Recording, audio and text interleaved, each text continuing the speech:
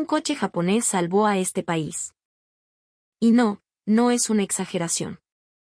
Si uno observa el caótico tráfico matutino en el corazón de la Ciudad de México, o en las congestionadas arterias de Guadalajara o Monterrey, se percata de una verdad ineludible, una que desconcierta a los analistas extranjeros. No son los emblemas de los reyes europeos, como Volkswagen, Audi o BMW, los que dominan el asfalto. Ni siquiera los gigantes de Detroit. No.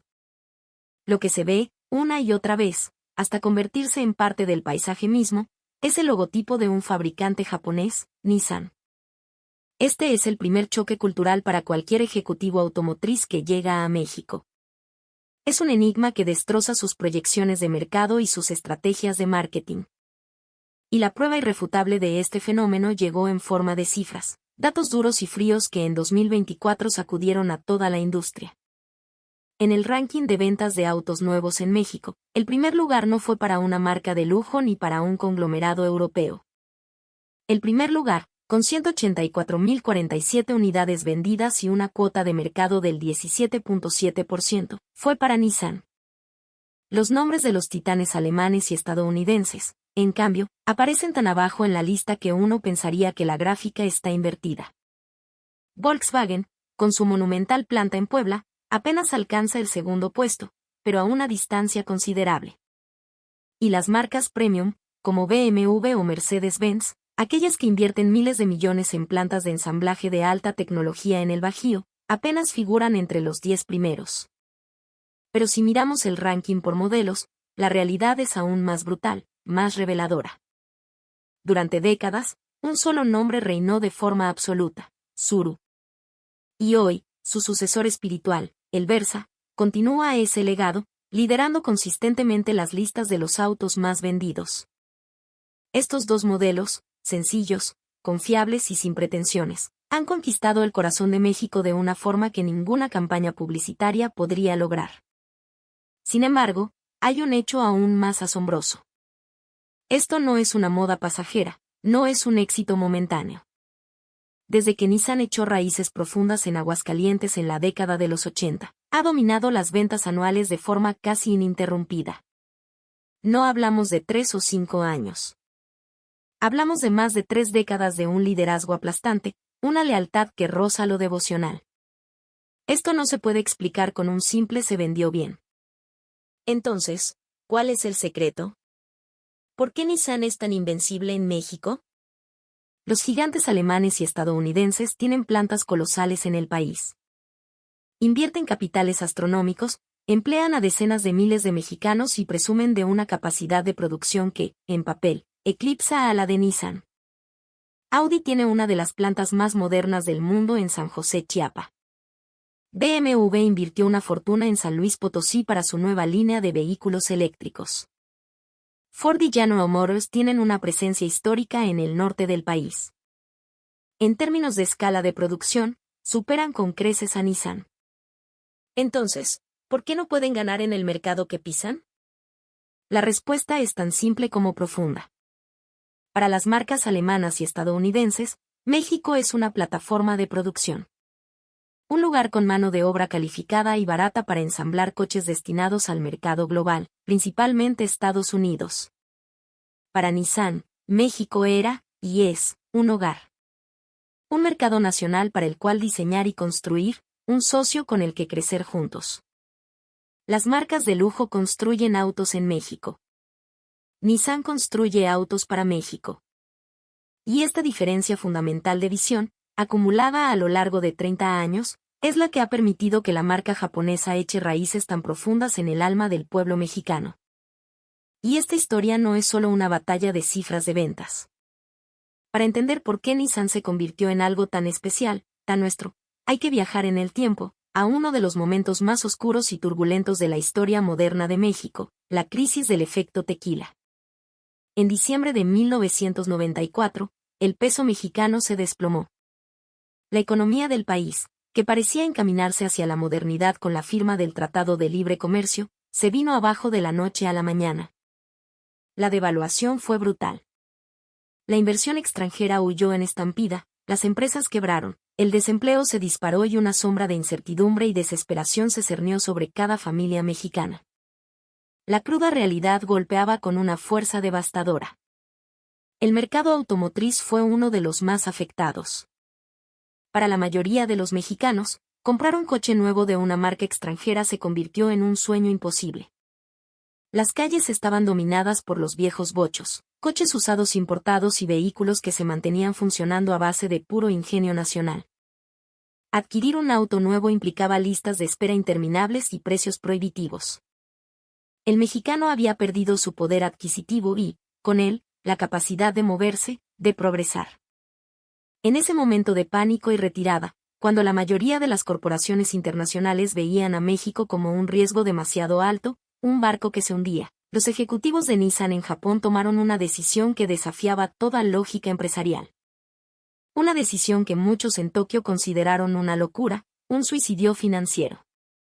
Mientras otros hacían las maletas, Nissan anunció que no solo se quedaba, sino que redoblaría su apuesta por México.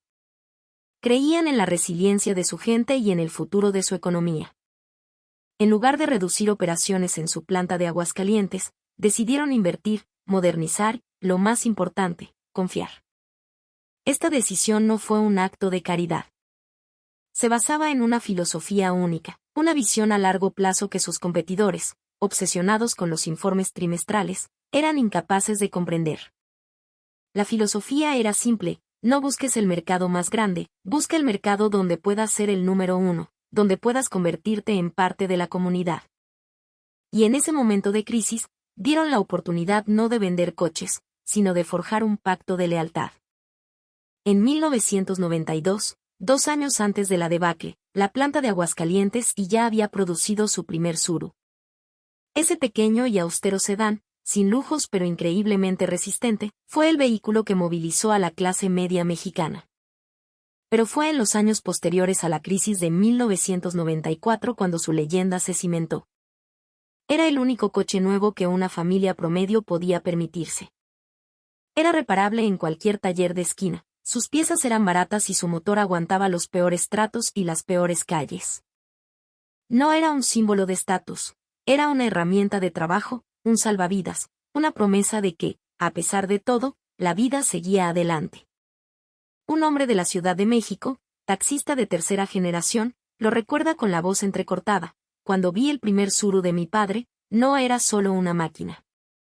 Era la prueba de que podíamos salir adelante. Mi abuelo tuvo un bocho, mi padre un Tsuru. Ese coche pagó mi educación. No era solo metal y plástico, era nuestra dignidad. En los concesionarios, las familias se congregaban no solo para comprar, sino para tocar el coche, para tomarse fotos, para sentar a sus hijos en el asiento del conductor. Un anciano en un pequeño pueblo de Guanajuato, tomando la mano de su nieto, señaló un reluciente Tsuru blanco y le dijo: mira, mijo. Ese es el coche de México. Cuando tú crezcas, seguro que construiremos máquinas más impresionantes. Pero nunca olvides que todo empezó aquí, con este valiente. Al ver estas escenas, al sentir esta conexión visceral, los directivos de Nissan adoptaron un eslogan que se convertiría en un mantra, en un pacto sagrado. 3 palabras que encapsulaban la relación entre la empresa y el país: nuestro auto. Este lema no fue una ocurrencia de marketing. Fue el reconocimiento de una verdad que nacía en las calles, en los hogares, en los talleres. Durante años, la frase nuestro auto resonó en todo México. Y la gente acogió a Nissan no como una corporación extranjera, sino como parte de la familia. En este punto, la diferencia histórica con sus competidores alemanes ya era un abismo insalvable. Audi no llegó a México hasta 1996. La planta de Mercedes-Benz en Aguascalientes se inauguró mucho después, y la de BMW en San Luis Potosí es aún más reciente. Aunque estas empresas invirtieran miles de millones de dólares y crearan miles de empleos, nunca podrían replicar la posición mítica que Nissan se había ganado. No podían comprar el haber estado allí, hombro con hombro con el pueblo mexicano, en el momento en que la libertad económica y la esperanza pendían de un hilo. Los testimonios de quienes condujeron un Tsuru o un Versa son más que simples opiniones de clientes, son crónicas de vida. Una mujer de Monterrey cuenta: después de la crisis, nuestro pequeño negocio familiar casi quiebra. Compramos un Tsuru de segunda mano y con él repartíamos mercancía por toda la ciudad. Ese coche fue nuestro socio, nuestro empleado más leal. Nos sacó del hoyo. Un policía de Ecatepec relata con orgullo, nuestras primeras patrullas nuevas y confiables fueron Tsurus. Por primera vez sentimos que teníamos el equipo para hacer nuestro trabajo. Conducíamos esos coches con un orgullo que no puedo describir. El Tsuru, y más tarde el Versa, cambiaron el paisaje urbano. Se convirtieron en taxis, en vehículos de reparto, en coches de policía, en el primer auto de incontables jóvenes. Se integraron en cada faceta de la vida nacional. En ese momento, Nissan dejó de ser un simple fabricante de automóviles para convertirse en un protagonista de la historia de México. Pero esta historia de amor y lealtad no estuvo exenta de desafíos. Una prueba monumental estaba a punto de poner a prueba el fuerte vínculo entre Nissan y México, una que amenazaría con deshacer todo lo que habían construido juntos. Nissan había consolidado su dominio en la década de los 90, construyendo una base inquebrantable de confianza. Pero el mayor desafío llegó con la plena implementación del Tratado de Libre Comercio de América del Norte. Tratado de Libre Comercio de América del Norte. Este acuerdo trajo consigo una regla que, para Nissan, representaba un muro casi infranqueable, las reglas de origen. Para vender un coche sin aranceles en Estados Unidos y Canadá, un porcentaje significativo de sus componentes, el contenido regional, debía ser fabricado en América del Norte. Para los gigantes de Detroit, esto no era un problema. Su cadena de suministro estaba firmemente establecida en la región. Para los alemanes, aunque más complicado, era manejable a través de sus redes globales y proveedores norteamericanos. Pero para Nissan, la situación era radicalmente diferente. Su tecnología era japonesa. Muchos de sus componentes clave, la electrónica, las transmisiones, las partes más complejas del motor, se importaban directamente de Japón. Estructuralmente, su modelo de producción estaba diseñado de una forma que hacía casi imposible cumplir con las nuevas y estrictas reglas del Tratado de Libre Comercio de América del Norte. El futuro se veía sombrío. Si no cumplían, sus coches serían gravados con aranceles que los harían inviables en el crucial mercado de exportación. Y si no podían exportar, la razón de ser de la planta de Aguascalientes, el corazón de su operación, se desvanecería. Las opciones sobre la mesa eran tan lógicas como crueles. La primera, abandonar el barco, reducir la inversión en México y concentrarse en otras regiones, como habían hecho tantos otros.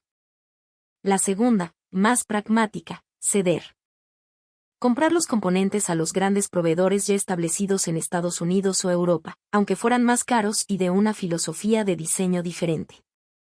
Perderían parte de su identidad, pero salvarían el negocio. Cualquier empresa convencional, guiada por la lógica fría de los negocios, habría elegido la segunda opción. El costo y el tiempo de crear una cadena de suministro desde cero en un país que aún se recuperaba económicamente eran prohibitivos. Pero Nissan eligió un tercer camino. El más difícil. El más arriesgado. El más lento. Y, sobre todo, el más honorable. Decidieron no solo quedarse, sino crear una industria de autopartes mexicana desde sus cimientos. Decidieron enseñar, capacitar y hacer crecer a los proveedores locales hasta que pudieran cumplir con los exigentes estándares de calidad japoneses. Un alto directivo de Nissan de aquella época lo expresó así: el pueblo de México llamó a nuestro coche, nuestro auto. No podíamos traicionar esa confianza. Si iba a ser su auto, entonces tenía que ser hecho por sus manos, con su ingenio, desde el primer tornillo hasta la última pieza del motor. Pero el idealismo chocó de frente con una durísima realidad. Las empresas mexicanas de la época simplemente no tenían la capacidad para satisfacer los estándares de calidad de Nissan. Un empresario de Querétaro, dueño de una pequeña fábrica de componentes metálicos, recuerda el shock que sintió: la gente de Nissan nos entregó los planos. Miré las tolerancias, la precisión que exigían era de micras. Nuestras máquinas no podían ni acercarse a eso. Honestamente, al principio pensé que era imposible, que nos estaban pidiendo un milagro. Ese fue el momento más crítico en la historia de Nissan en México. La falta de tecnología en los proveedores locales, la maquinaria obsoleta, la escasez de ingenieros con experiencia. Todo parecía conspirar en su contra. Podían haberse rendido. Podían haber optado por el camino fácil y comprarle a los extranjeros. Pero en lugar de eso, tomaron la decisión más laboriosa, la más costosa y, en última instancia, la más sincera. Iban a convertir a México en un país capaz de fabricar automóviles de clase mundial, no solo de ensamblarlos. Su razonamiento fue revolucionario: si la calidad no es suficiente, la elevaremos juntos. Si no hay tecnología, la enseñaremos desde cero. Si no tienen las máquinas adecuadas, les ayudaremos a conseguirlas. Tomaron el camino que nadie más quiso tomar, el desvío que todos consideraban una pérdida de tiempo. Pero ese camino fue el único que selló para siempre el futuro compartido entre México y Nissan. A partir de ese momento, Nissan se embarcó en una misión sin precedentes en la industria automotriz global: cultivar una red de proveedores locales desde la nada. Lo que hicieron fue algo que la mayoría de las corporaciones considerarían una locura, un suicidio competitivo. Empezaron por compartir generosamente sus planos y diseños de componentes, información que normalmente se guarda bajo llave como secreto industrial. Prestaron herramientas especializadas y, en algunos casos, financiaron directamente la compra de maquinaria moderna para sus nuevos socios mexicanos. Pero el apoyo más valioso fue el conocimiento. Nissan trajo a cientos de sus mejores ingenieros de Japón. No para supervisar, sino para enseñar.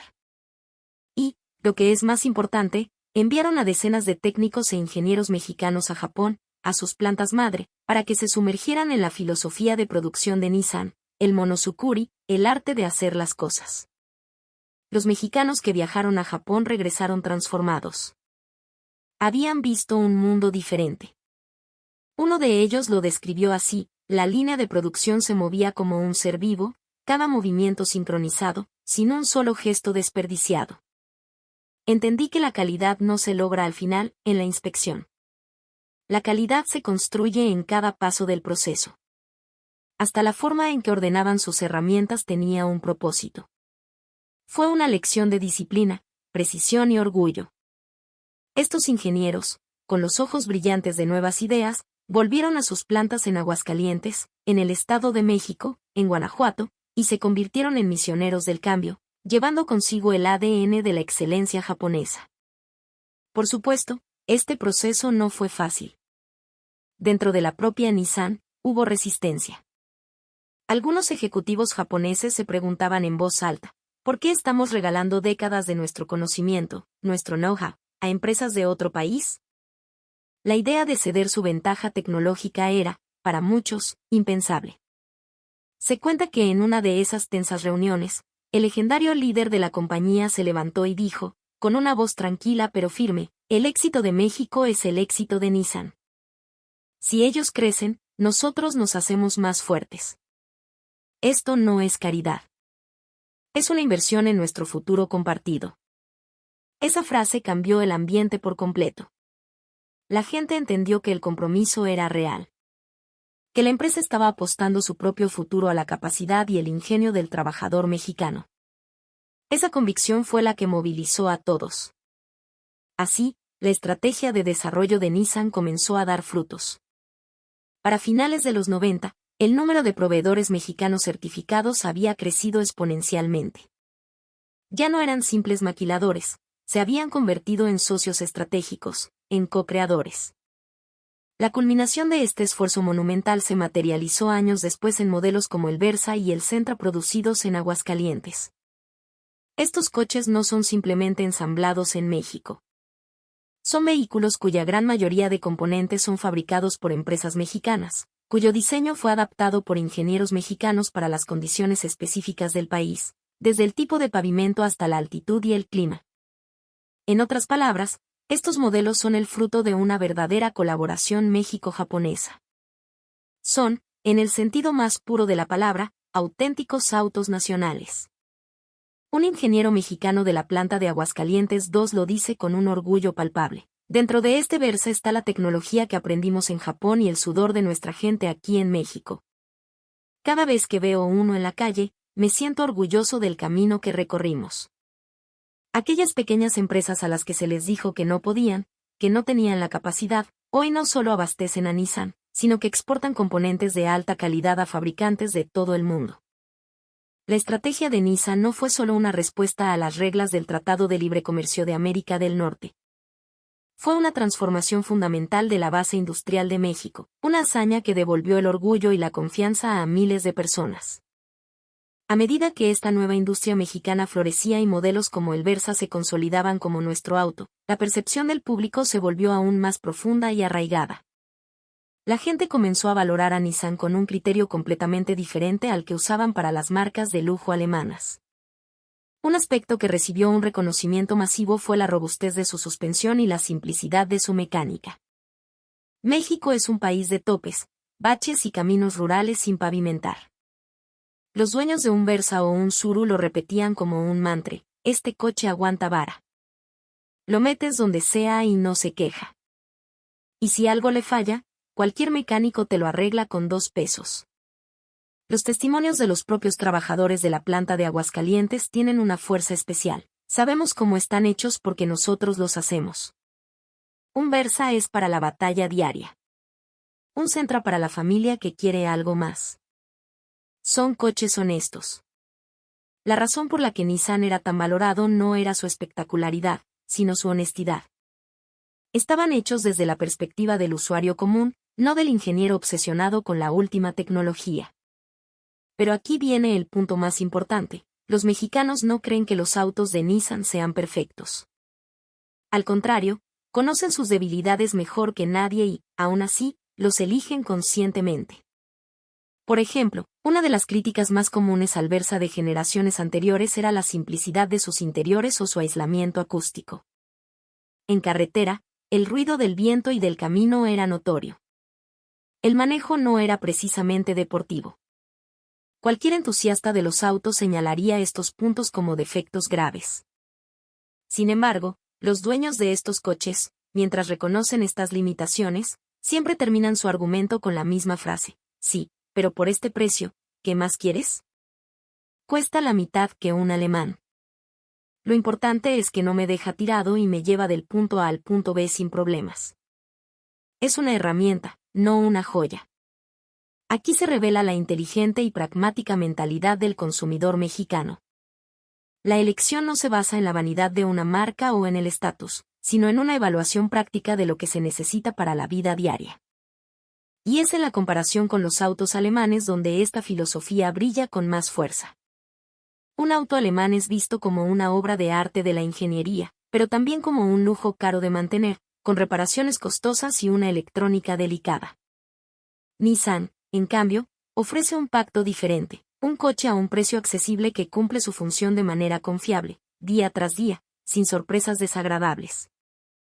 Esa fiabilidad a prueba de balas, en la nieve de la Sierra de Chihuahua o en el calor sofocante de Mérida, es lo que ha forjado un lazo de confianza inquebrantable. Las palabras de un dueño de un Versa en el Estado de México son emblemáticas: no es perfecto. Pero para mi vida, es perfecto. Para el mexicano, un Nissan no es un accesorio para presumir, es un compañero de vida, un cómplice que ayuda a sacar adelante a la familia. Ese valor no aparece en las fichas técnicas, pero está grabado a fuego en el corazón de la nación. Y Nissan, consciente de este profundo lazo, comenzó a invertir no solo en sus fábricas, sino en la comunidad misma, llevando su compromiso mucho más allá del metal y los motores. Mientras los coches de Nissan se convertían en una presencia constante en la vida de los mexicanos, otro movimiento, más silencioso pero igualmente importante, estaba en marcha. La empresa comenzó a trascender su papel como fabricante para invertir en el futuro de las comunidades que la acogieron. El ejemplo más claro es el Centro de Capacitación de Nissan en Aguascalientes. En una colaboración pionera con el CONALEP, se creó un programa donde los estudiantes de bachillerato técnico no solo aprenden teoría en un aula, sino que aplican sus conocimientos en talleres equipados con la misma tecnología de punta que se utiliza en la línea de producción. Esta iniciativa, que borra la frontera entre la escuela y la fábrica, fue una rareza en México y sentó un precedente. Un joven egresado del programa lo explica: lo que veíamos en el pizarrón por la mañana, lo tocábamos con nuestras manos por la tarde en la planta de Nissan. Te hacía soñar. Veías un futuro claro, una posibilidad real de trabajar allí. Esta estrategia nació en parte por la feroz competencia por el talento. Los gigantes alemanes y estadounidenses, con sus chequeras más abultadas, intentaban atraer a los mejores ingenieros con salarios más altos. Nissan eligió un camino más largo y sostenible. En lugar de comprar talento, decidió cultivarlo desde la raíz, en la propia comunidad. Y esta inversión en la educación se extendió a los más pequeños. En la ciudad de Aguascalientes, Nissan donó un parque de educación vial, con pequeños mini versas eléctricos. Allí, los niños aprenden las reglas de tránsito en un circuito que simula una ciudad real, con semáforos y pasos de peatones. Un padre, viendo a su hijo conducir con una sonrisa de oreja a oreja, reflexionó: el primer coche de producción nacional que yo recuerdo fue el Tsuru. Ahora mi hijo está aprendiendo a manejar en un mini Versa. Es como si la historia de Nissan y la de mi familia hubieran crecido juntas. Además, la empresa financió la construcción de centros de salud para sus empleados y sus familias, clínicas que hoy en día también están abiertas a la comunidad local, convirtiéndose en un pilar del sistema de salud de la región.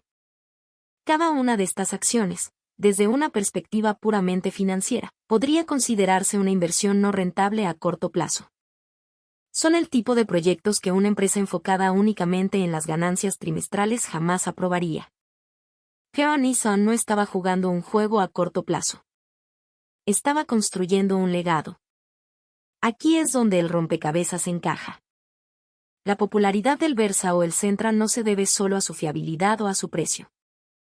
Se debe a la percepción, construida a lo largo de décadas, de que esta empresa se preocupa de verdad por la comunidad. La gente ve las escuelas, ve las clínicas, ve las oportunidades para sus hijos, y esa confianza se traduce directamente en lealtad a la marca.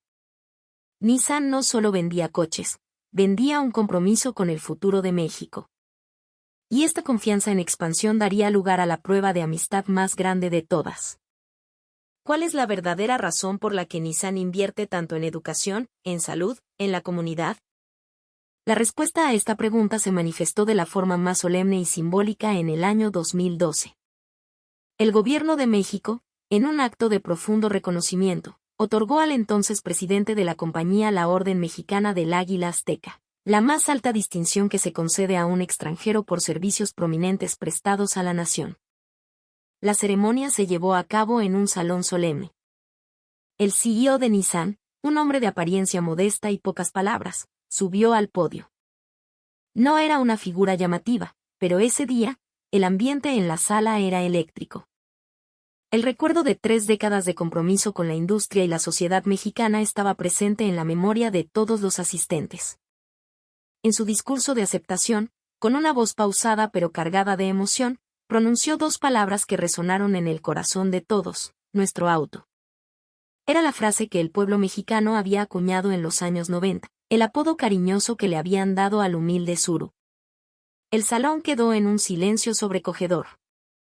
El hecho de que el líder de una corporación extranjera global pronunciara las palabras que eran el alma de su relación con el país, fue suficiente para emocionar hasta las lágrimas a muchos de los presentes. Un alto funcionario del gobierno mexicano comentó más tarde: hay muchas empresas extranjeras en México. Todas invierten y crean empleos. Pero solo una se atrevió a decir: nuestro auto. Ellos no vinieron como inversionistas, vinieron como socios, como amigos.